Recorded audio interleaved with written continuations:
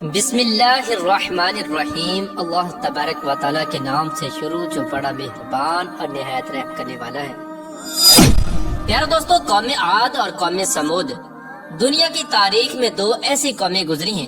جن کو اللہ تبارک و تعالیٰ نے بے پناہ طاقت اور بے پناہ قوت سے نوازا تھا۔ ان کی طاقت کا کوئی مقابلہ نہیں کر سکتا تھا۔ یہ قوم دنیا کی لمبی ترین قوم تھی۔ ان کے جیسی قوم نہ ان سے پہلے آئی اور نہ ہی ان کے بعد اللہ تبارک و تعالیٰ نے ان کے جیسی کسی قوم کو پیدا فرمایا۔ پیارے دوستو، آج کے اس ویڈیو میں ہم قوم سمود کے بارے میں بات کریں گے جو قوم عاد کے بعد آباد ہوئی۔ قوم عاد دنیا کی سب سے پہلی طاقتور ترین قوم تھی۔ اس قوم نے اللہ تبارک و تعالیٰ کی نافرمانی کی اور گناہوں کے اندر مبتلا ہو گئے، تو اللہ تبارک و تعالیٰ نے اس قوم پر اپنا دردناک عذاب نازل فرمایا اور اس قوم کو ہلاک و برباد کر دیا۔ اس قوم کا نام و نشان صفحہ ہستی سے مٹا دیا گیا۔ اس طرح قوم عاد کی ہلاکت کے بعد ایک دوسری قوم مارز وجود میں آئی جس کو قوم سمود کہا جاتا ہے۔ قوم سمود قوم عاد کی نسل سے ہی تھی اور یہ دنیا کی دوسری طاقتور ترین قوم تھی۔ قوم عاد کی تباہی اور بربادی کے بعد عاد کے چھوٹے بھائی سمود کی نسل سے یہ قوم وجود میں آئی جس کو قوم سمود کہا جانے لگا۔ یہ قوم حجر کے علاقے میں آباد تھی اور آہستہ آہستہ یہ لوگ پھیلتے چلے گئے، یہاں تک کہ یہ لوگ مغربی اور شمالی عرب تک پھیل گئے۔ اس قوم نے اپنا دارالحکومت حجر کو ہی رکھا جو کہ شہر حجاز سے بالکل قریب واقع ہے، جسے آج ہم مدائن صالح کے نام سے جانتے ہیں۔ پیارے دوستو، اس وقت کی سب سے سپر پاور قوم عاد ثانی یعنی قوم سمود تھی۔ اللہ تبارک و تعالیٰ کا ان پر یہ خاص کرم تھا کہ یہ قوم انتہائی طاقتور تھی اور اللہ تبارک و تعالیٰ نے ان کو بے شمار نعمتوں سے بھی نوازا تھا۔ پیارے دوستو، تاریخ کی کتابوں میں اس قوم کا قد 40 ہاتھ بتایا گیا ہے اور ان کی اوسط عمر 900 سے 1000 سال تھی۔ اللہ تبارک و تعالیٰ نے ان کے جیسی قوم دوبارہ پیدا ہی نہیں کی۔ یہ ایسی قوم تھی جن کو کوئی بیماری نہ لگتی تھی اور نہ ہی ان کے لوگ بوڑھے ہوتے اور نہ ہی ان کے ہاتھ پاؤں کمزور ہوتے۔ یہ لوگ ہمیشہ جوان اور تندرست رہتے۔ یہ لوگ اتنے طاقتور تھے کہ ان کی نظر تک بھی کمزور نہ ہوتی تھی۔ پیارے دوستو، قوم سمود کی ایک نمایاں خوبی یہ بھی تھی کہ اگر قوم سمود کا کوئی مرد اپنی عورت کے ساتھ ایک مرتبہ ہم بستری کر لیتا تو وہ عورت ایک ہی بار میں حاملہ ہو جاتی۔ یہی وہ خوبی تھی جس کی وجہ سے یہ قوم عاد کی تباہی کے بعد قوم سمود کے نام سے ابھری اور جلد ہی دنیا کے اندر اپنا اثر و رسوخ پیدا کر لیا۔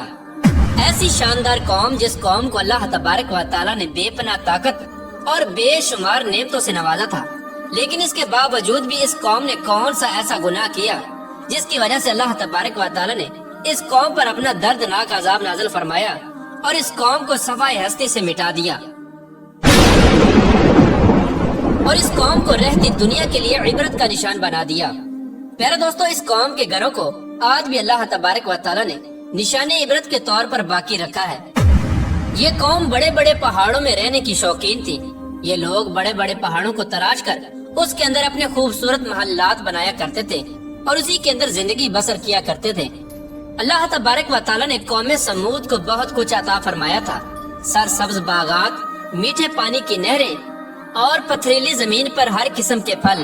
اس قوم کے عالی شان محلات اتنے خوبصورت تھے کہ صرف دور دراز سے لوگ ان کے عالی شان محلات کو دیکھنے کے لیے آیا کرتے تھے۔ پیارے دوستو، قوم سمود اپنے عالی شان محلات اور سرسبز و شاداب باغات اور خوبصورت مرغزاروں اور نعمتوں کی فراوانی کی وجہ سے یہ قوم غرور اور تکبر میں آ گئی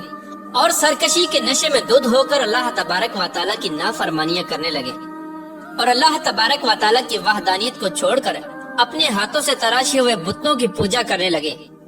اور یہ بات بھی بھلا بیٹھے کہ کچھ عرصہ پہلے اللہ تبارک و تعالیٰ نے انہی کی قوم پر انہی گناہوں کی وجہ سے اپنا دردناک عذاب نازل فرمایا تھا اور اس قوم کو صفحہ ہستی سے مٹا دیا تھا۔ پیارے دوستو، اس دنیا کی طاقتور اور بدبخت قوم کی طرف اللہ تبارک و تعالیٰ نے اپنے پیارے نبی حضرت صالح علیہ السلام کو مبعوث فرمایا تھا۔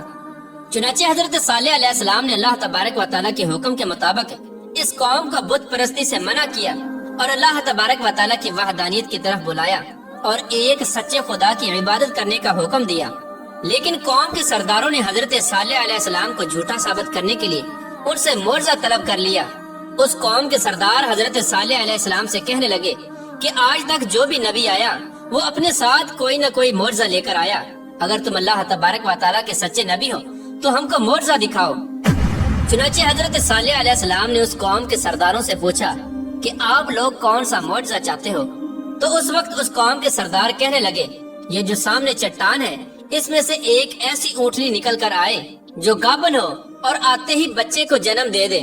اور وہ ہم سب کے لیے دودھ دے، اور وہ دنیا کی خوبصورت ترین اونٹنی ہو،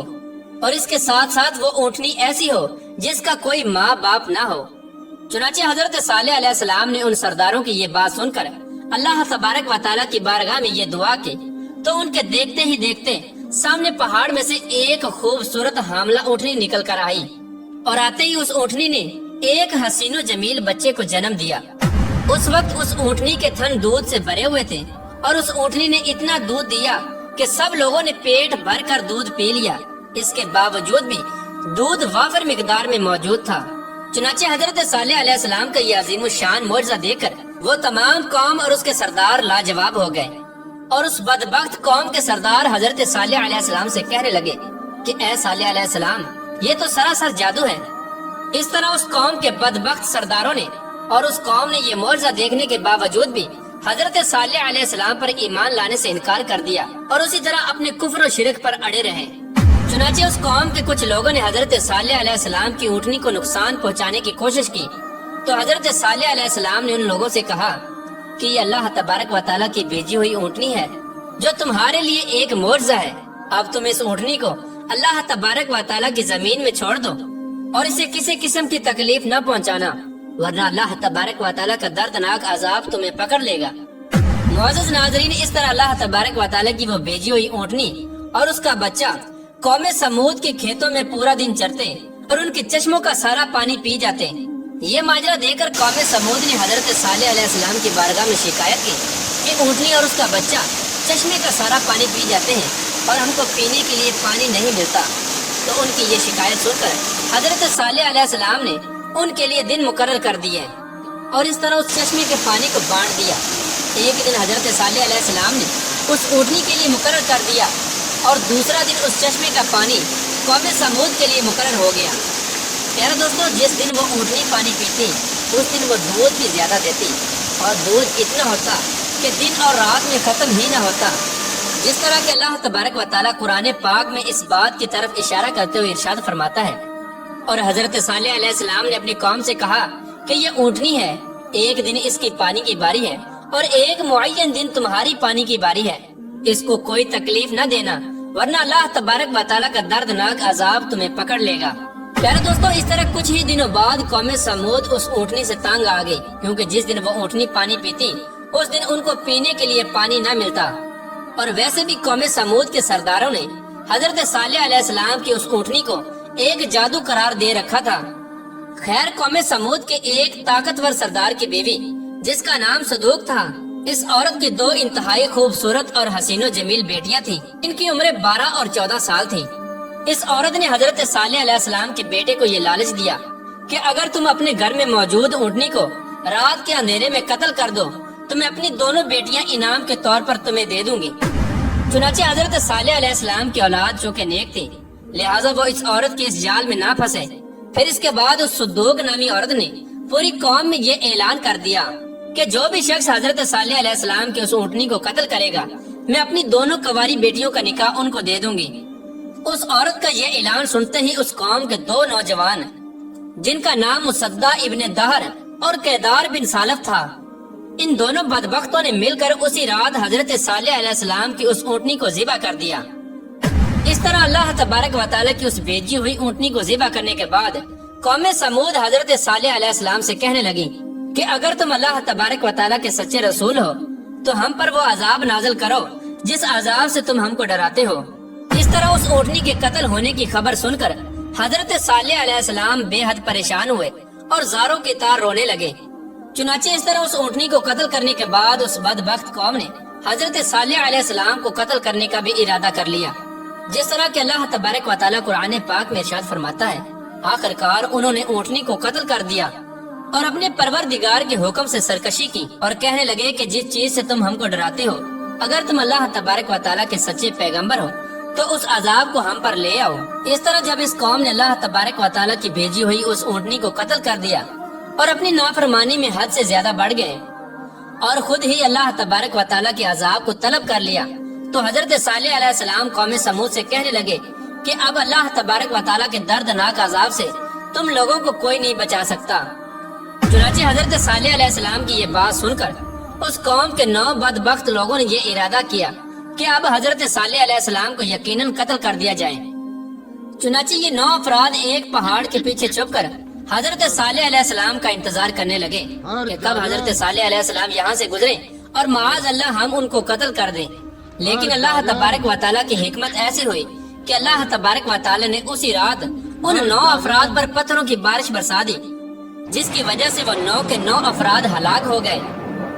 اور صبح پوری قوم کے لوگوں نے ان 9 افراد کی لاشوں کو دیکھا۔ اس طرح اللہ تبارک و تعالیٰ کے دردناک عذاب اور ان 9 افراد کی لاشوں کو دیکھنے کے باوجود بھی قوم سمود اپنی سرکشی سے باز نہ آئی اور اسی طرح بت پرستی کے اندر مبتلا رہی اور اللہ تبارک و تعالیٰ کی نافرمانیوں میں مزید حد سے بڑھنے لگے۔ اس طرح جب حضرت صالح علیہ السلام کی قوم قابل ہدایت نہ رہی تو اس وقت حضرت صالح علیہ السلام نے اپنی قوم سے کہا کہ تمہارے پاس صرف 3 دن باقی بچے ہیں، جتنی چاہے عیش و عشرت کر لو اور شراب و شباب میں گزار لو۔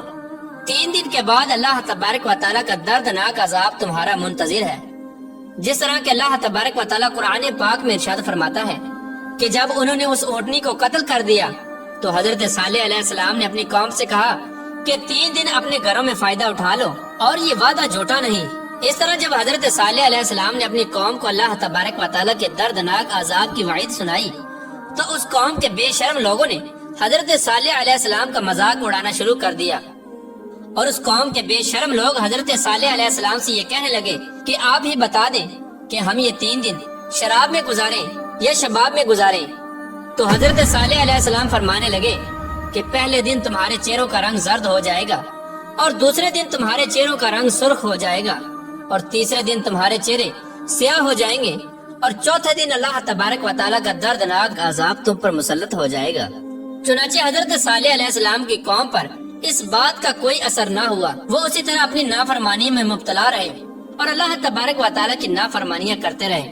اور پھر حضرت صالح علیہ السلام کے حکم کے مطابق تیسرے دن ایسا ہی ہوا، جب ان کے چہرے کالے ہو گئے تو اپنے کالے چہرے دیکھ کر وہ قوم ڈرنے لگی اور ایک دوسرے سے کہنے لگی کہ نہ جانے کون سا دردناک عذاب اب ہم پر نازل ہوگا